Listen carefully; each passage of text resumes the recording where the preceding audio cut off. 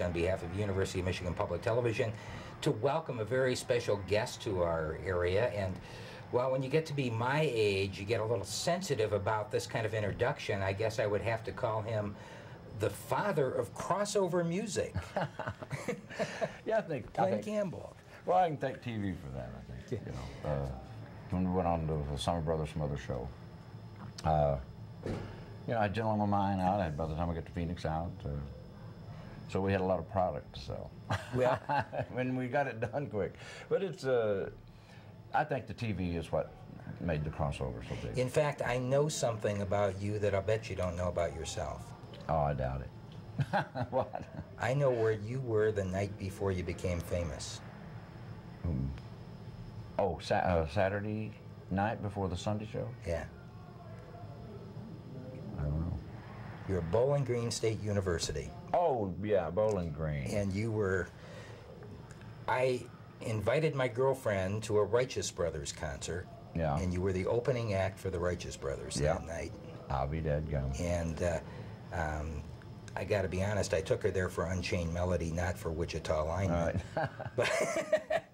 But the rest is history. You announced that night that the next night you would be premiering as the summer replacement, and it all happened. It really did. We did 6 shows. Yeah, we did 6 shows, and they added the reruns. The rerun for #1 on Sunday night. That just blew me away. That was a very well-written show. Mason Williams was the head writer. Stiller and Mira wrote for the show. It's an amazing Ben list. Stiller's parents. Yeah, now that's how everybody knows them. And Rob Reiner wrote for that show Rob too. Reiner, Steve Martin, Alan Thicke even wrote. Yeah. So you had a little help on the way. Oh man, and Tom put it all together. Tommy and Dickie just had it.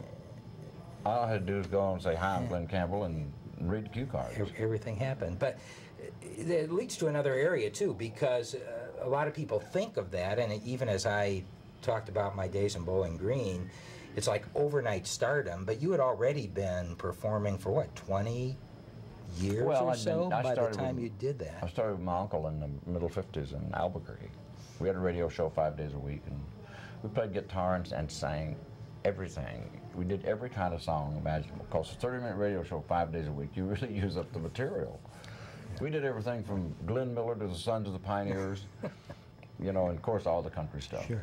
Well, and people heard you a long time before that. They just didn't know it because of the session work you did. Yeah, Tell me a little bit about that. Oh, that was just great fun. I love playing. I was the only one out there who knew how to use a capo that did sessions.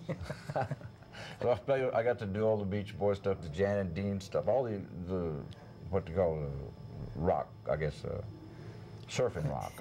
Well, you were a Beach Boy then for a while. I took Brian's place on the road for a while. It was we started 2 dates into '64. I remember we played Dallas and Houston. I was so worried about having to play bass and sing because it's a lot different than playing rhythm and singing. You have to play a line and sing another line. But when they announced the Beach Boys, you couldn't hear nothing anyway.